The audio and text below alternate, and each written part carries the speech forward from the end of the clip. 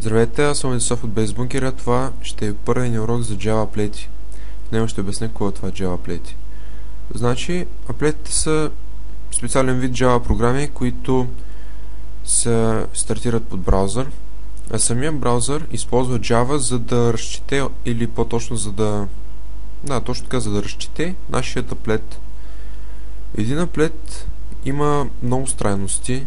По-точно, ако сте писали първо на обикновеното само Java Core, в смисъл обикновен код, без да използвате някакви такива библиотеки като Swing и тем подобни, то тогава ще ви е по-различно, защото аплетите изискват някои неща, като методи изискват, които са специално от аплетите и трябва да се използват просто, за да ви върви една програма.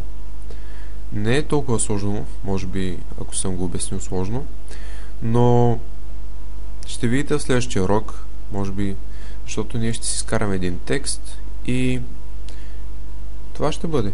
Но текста, който ще изкараме, ще изисква методите, както казах, които Swing ни изисква, къде по-точно, които аплетите ни изискват и съответно ще ви запозная по-добре с нашите аплети, а не така само на сухо, като си говорим. Значи, благодаря за гледането и очаквайте следващия урок.